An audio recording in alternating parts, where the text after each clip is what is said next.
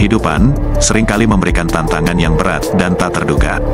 Hidupmu berjalan tidak sesuai dengan harapan, terseok-seok, diremehkan, dikhianati, dan tersungkur.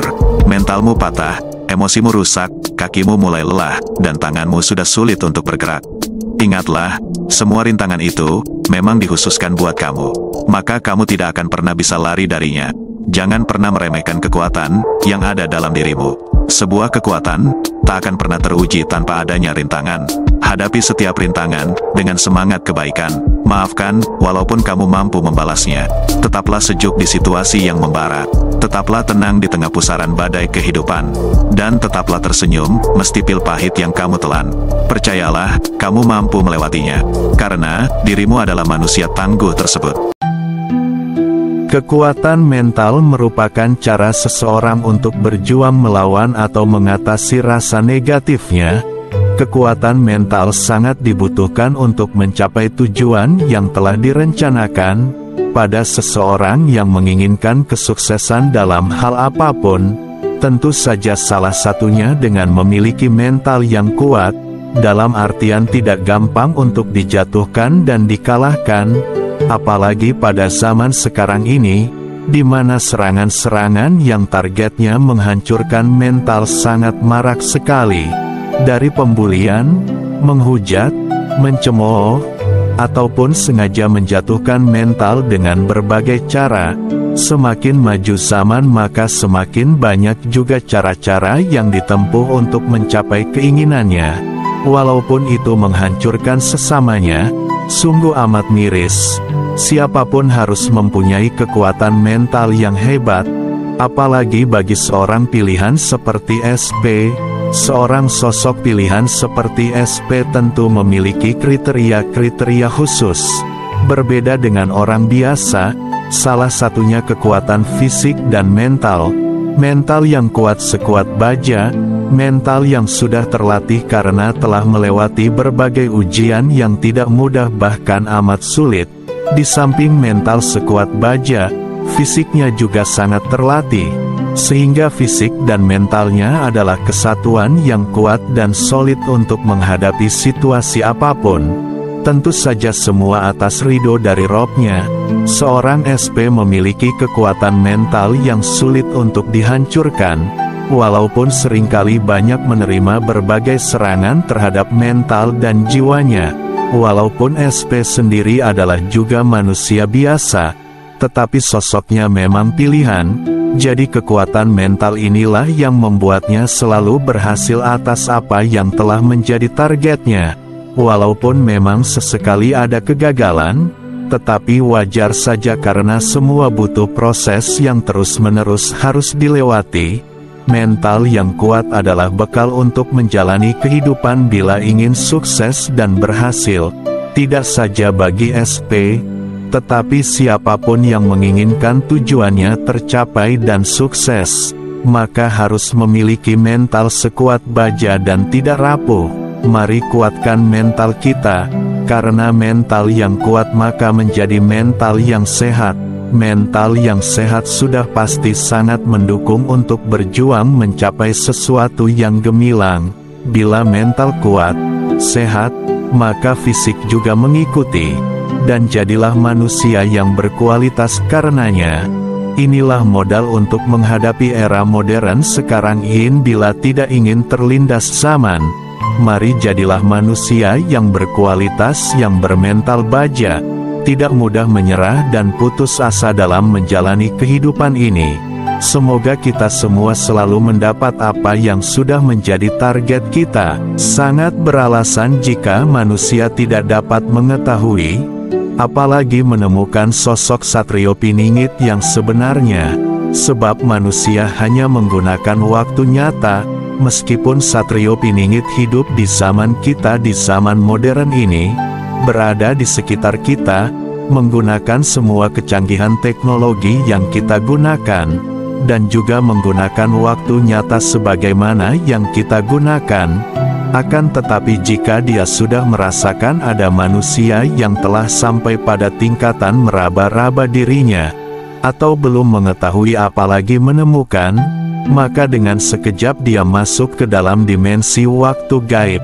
Wajar dan logis dan rasional jika manusia tidak mengetahuinya, apalagi menjumpainya. Satrio Piningit adalah seorang pemimpin Nusantara yang ideal menurut konsep pemimpin Jayabaya yang kemudian disempurnakan oleh Ronggo Warsito. Memiliki ciri-ciri sebagai berikut: 1. Raja berhati putih, keturunan waliullah, berkedaton 2 di Mekah dan Tanah Jawa. Konsep ini memberikan gambaran seorang pemimpin yang ideal adalah seorang yang berbudi luhur, di dalam dirinya selalu berpegang teguh kepada syariat Islam, akan tetapi sisi lain menghormati budaya leluhur bangsa. 2. Tahta purba memunculkan wajahnya, bergelar pangeran perang, bersenjata Trisulaweda yaitu benar, lurus dan jujur. Pemimpin Nusantara yang ideal sebaiknya memiliki hubungan genealogi dengan penguasa-penguasa masa lalu, seperti Raja-Raja Sriwijaya Melayu Majapahit Jawa, Pajajaran Sunda, dan kerajaan-kerajaan kuno Nusantara lainnya. Namun keutamaan silsilah bukan hal utama. Seorang pemimpin yang ideal harus berani menegakkan keadilan, bertindak yang benar, bertingkah laku yang lurus, serta menjunjung tinggi kejujuran. 3. Kelihatan berpakaian kurang pantas. Menjadi raja bagaikan ulama adil menjauhi harta. Pemimpin yang ideal seorang yang hidup bersahaja dan sederhana, bersikap adil terhadap sesama, tanpa melihat status sosial seseorang, menghormati perbedaan agama dan keyakinan, tidak memaksakan kehendak, selalu bertindak berdasarkan ketentuan hukum dan perundang-undangan. 4. Berkasih sayang, sering menangis, merasakan banyak kekurangan, walaupun terbukti membuat sentosa.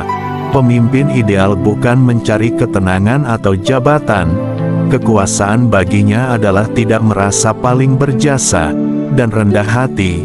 Ia adalah orang yang mengutamakan kesejahteraan rakyatnya daripada mementingkan kebutuhan diri pribadi. Kata-kata pengayom mempunyai arti melindungi, memayungi, menjaga, memelihara. Pengayom ini biasanya adalah tugas dari lembaga-lembaga yang memang bertugas atau mempunyai fungsi untuk mengayomi atau melindungi rakyatnya dari berbagai masalah. Tapi tidak jarang para individu pun banyak yang sadar diri untuk mengayomi orang-orang yang memang membutuhkan perlindungan. Tapi pada kenyataannya, pada zaman sekarang ini atau sebut saja zaman pamrih, sudah menjadi rahasia umum, yang apapun itu bila kita ingin meminta perlindungan dalam bentuk tertentu, semua serba pamrih, atau memerlukan materi untuk mendapatkannya. Yang jelas bagi kaum kecil sangat sulit untuk meminta perlindungan dalam bentuk apapun tanpa atribut-atribut keduniaan. Semua serba diukur dari harta, tahta, jabatan bahkan uang. Di zaman serba pamrih dan serba hiruk-pikuk ini jangan khawatir, masih banyak sosok yang peduli dan sangat mengayomi terhadap kaum lemah.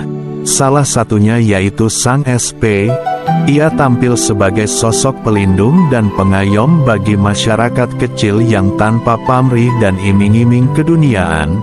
Ia begitu tulus memayungi dan melindungi orang-orang yang memang butuh perlindungan. Ia tampil membela yang lemah, menjadi sandaran bagi mereka yang tidak mampu. Sang SP tidak diketahui jati dirinya oleh orang-orang itu. Mereka hanya tahu bahwa ia adalah satu sosok yang begitu peduli pada sesamanya, berbudi mulia dan selalu menjadi tumpuan ketika kesulitan.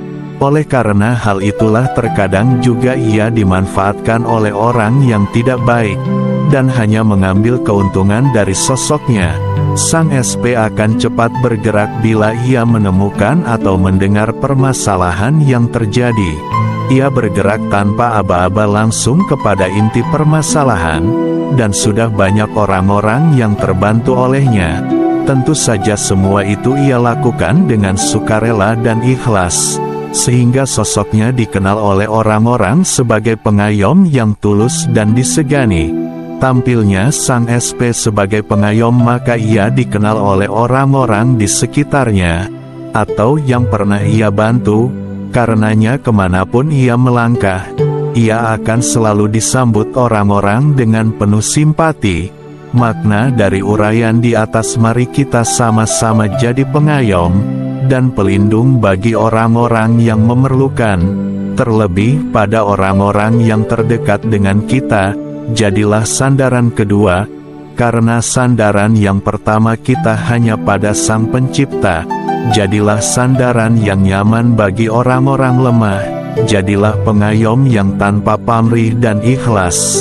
Karena segala kebaikan yang kita lakukan, maka itu akan berbalik pada diri kita sendiri. Biarlah di sana segala sesuatu dihargai dengan materi, tapi kita jangan, karena ketulusan dan keikhlasan akan menjadi jalan pembuka bagi kesuksesan dan keberhasilan. Lindungi yang lemah agar kita semakin kuat, karena lidi satu helai tidak akan berguna bila dipakai, kecuali ia bersatu dalam ikatan kebersamaan. Maka lidi akan menjelma menjadi sesuatu yang bermanfaat untuk merapikan, membersihkan, dan mengamankan. Sukses terus, tetap jaga persatuan dengan damai untuk Nusantara.